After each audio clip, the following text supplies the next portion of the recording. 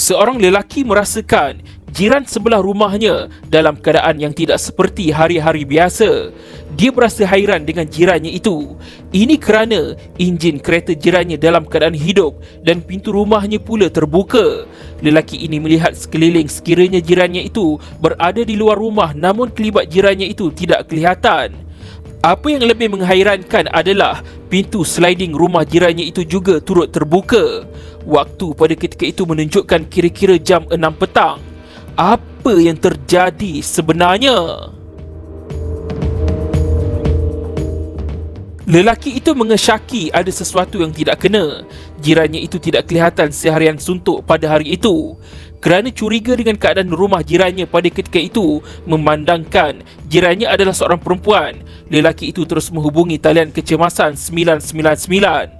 Seorang anggota polis berpangkat Lance Corporal sedang bertugas di bilik gerakan dan menerima panggilan tersebut yang mengatakan jirannya tidak keluar-keluar dari rumah. Pegawai penyiasat dan pasukannya bergegas ke alamat yang diberikan. Alamat yang diberikan merupakan rumah teres biasa yang mempunyai 3 bilik. Setibanya pegawai polis di rumah teres itu, polis mendapati kereta jenis Honda Civic dalam keadaan enjin hidup dan pintu kereta bahagian pemandu terbuka serta pintu hadapan rumah dalam keadaan terbuka. Melihatkan pintu sliding rumah itu pun terbuka, pihak polis kemudian melangkah masuk ke dalam rumah. Apabila melangkah masuk ke dalam rumah, pihak polis menemui satu mayat wanita terbaring di hadapan pintu bilik utama. Muka mangsa tertutup dengan kain langsir. Bukan itu sahaja, mangsa juga turut ditemui dalam keadaan separuh bogel. Mangsa telah dijerut di bahagian leher dengan menggunakan tali pengikat langsir. Seluar dalam dipercayai milik mangsa turut dijumpai di atas badan mangsa. Mangsa juga dipercayai dirogol. Terdapat juga kesan tumpukan darah di atas lantai berhampiran dengan mangsa dan juga serangkai kunci.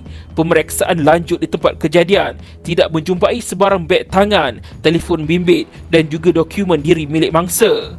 Pasukan forensik polis diraja Malaysia PDRM dan pihak K9 kemudian dihubungi untuk membantu dalam siasatan. Setibanya pasukan forensik di tempat kejadian, pihak forensik mengambil swab kesan darah, kesan air mani, kesan cap jari dan kesan tumpukan darah di atas lantai. 3 kesan cap jari ditemui pada kereta mangsa. Bukan itu sahaja, 2 lagi kesan cap jari turut ditemui pada bungkusan plastik yang tergantung pada ampaian rumah mangsa. Selain itu, 1 puntung rokok juga ditemui dalam mangkuk tandas di dalam bilik air bahagian tengah rumah mangsa. Identiti suspek perlu dikenal pasti dengan segera. Selang 4 hari selepas kejadian, pihak polis berjaya menahan seorang lelaki iaitu suspek. Suspek dihadapkan ke mahkamah untuk dibicarakan. Suspek yang bernama Zuraili Muhammad 30 tahun dituduh membunuh Nurul Syahira Muhammad Yatim 29 tahun di rumah mangsa di Taman Setia Kasih, Jalan Sungai Terap, Bukit Pasir, Muar, Johor pada 16 November 2015 antara jam 2.05 petang hingga 2.30 petang. Zuraili didakwa di bawah Seksyen 302 Kanun Keseksaan iaitu membunuh dengan niat dan boleh dihukum gantung sampai mati jika disabitkan kesalahan. Zuraili bekerja sebagai penolong pegawai perubatan di sebuah hospital, manakala Syahira pula bekerja sebagai kerani di sebuah sekolah agama. Untuk makluman, Zuraili merupakan salah satu jiran kepada Syahira. Ketika berada di Jabatan Kecemasan setelah tertuduh ditahan pihak polis, pegawai perubatan melakukan pemeriksaan fizikal ke atas tertuduh. Pegawai perubatan mendapati bulu kemaluan Zuraili telah dicukur. Selain itu, ada luka kecil dan kesan calar pada tangan kiri tertuduh seperti terkena kuku. Pakar perunding pasukan forensik mengesahkan kesan kuku pada tangan tertuduh bukan akibat digaru. Sebuah telefon bimbit jenama Samsung Galaxy Note 2 telah dirampas oleh pihak polis dari rakan Zuraili. Rakan tertuduh memberitahu yang Zuraili mengambil telefon bimbit itu dari jirannya. Suami mangsa kemudian mengesahkan telefon bimbit jenama Samsung Galaxy Note 2 itu adalah kepunyaan isterinya. Bagaimanapun, Zuraili tidak mengaku bersalah atas pertuduhan yang dikenakan. Hakim Mahkamah Magistrate Muar kemudian membenarkan timbalan pendakwa raya menunggu laporan kimia dan bedah siasat yang memakan masa sebulan.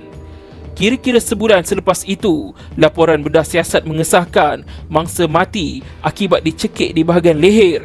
Laporan kimia pula mengesahkan ada satu profil DNA lelaki dijumpai di lokasi kejadian. Namun, profil DNA lelaki itu bukan milik Zuraili. Kes kemudian dibicarakan di Mahkamah Tinggi Johor Bahru dan hakim mendapati bukan Zuraili yang membunuh Syahira. Hakim Mahkamah Tinggi memutuskan pihak pendakwaan tidak dapat menunjukkan kehadiran profil DNA tertuduh pada tubuh dan pakaian si mati selain ada kelompongan dalam kes pendakwaan. Pada 28 Januari 2018, Zuraili dilepaskan dan dibebaskan tanpa dipanggil membela diri. Pendakwa raya iaitu Jabatan Peguam Negara kemudian membuat rayuan kes di Mahkamah Rayuan Putrajaya.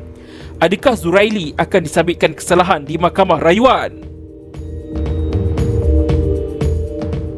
Ketika perbicaraan di Mahkamah Rayuan, tiada bukti yang kuat menunjukkan Zuraili berada bersama dengan si mati ketika kejadian berlaku.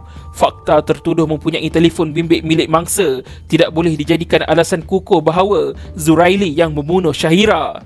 DNA milik tertuduh juga tidak ditemui di rumah mangsa. Yang ditemui oleh ahli kimia adalah DNA yang berpadanan dengan DNA suami mangsa. DNA suami mangsa ditemui pada baju kurung yang dipakai oleh Syahira. Memang langsung tiada DNA milik tertuduh ditemui pada tubuh ataupun pakaian mangsa. Walaupun menimbulkan keraguan dengan tindakan berani Zuraili dengan memanjat pagar balai polis dan melarikan diri ketika disoal siasat oleh polis, Mahkamah Rayuan memutuskan fakta ini tidak boleh diguna pakai untuk membuat kesimpulan bahawa tertuduh terlibat dalam membunuh mangsa. Pihak pendakwaan gagal membuktikan bahawa Zuraili adalah orang terakhir bersama si mati. Disebabkan itulah, Mahkamah Rayuan menolak rayuan pihak pendakwa raya. 3 panel Hakim Mahkamah Rayuan memutuskan tertuduh tidak bersalah. Pada 6 November 2019, Mahkamah Rayuan melepaskan dan membebaskan Zuraili Muhammad dari tuduhan membunuh. Usaha pihak pendakwaan untuk mensabitkan tuduhan membunuh ke atas Zuraili tidak terhenti di sini.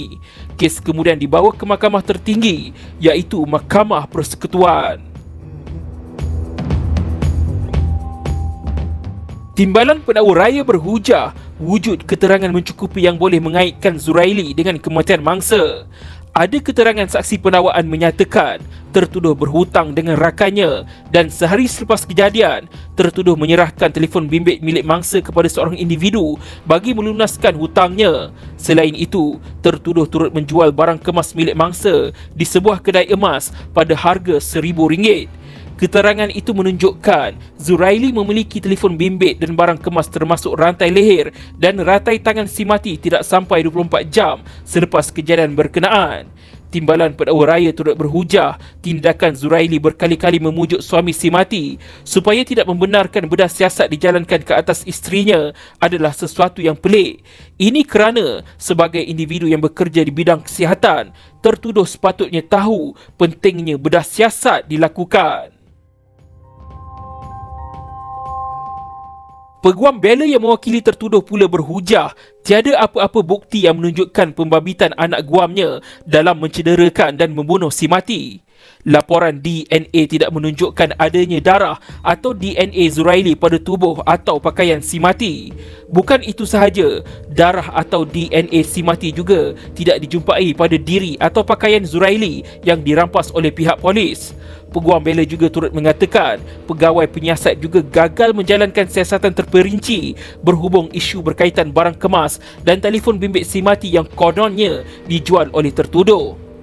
Ketua Hakim Negara yang mengetuai panel 3 hakim mengatakan tiada kekilafan yang dilakukan oleh Hakim Mahkamah Tinggi dan Mahkamah Rayuan dalam memutuskan pihak pendakwaan gagal membuktikan kes prima facie terhadap Zuraili. Oleh yang demikian, rayuan pendakwa raya selaku perayu ditolak oleh Mahkamah Persekutuan. Pada 23 November 2021, Mahkamah Persekutuan mengekalkan keputusan yang dibuat oleh Mahkamah Tinggi dan Mahkamah Rayuan. Dengan itu, Zuraili Muhammad dilepaskan dan dibebaskan dari tuduhan membunuh. Zuraili menarik nafas lega dengan keputusan yang dibuat oleh Mahkamah Persekutuan. Zuraili ketika ditemui media selepas prosiding dengan gembira berkata, "Bebas."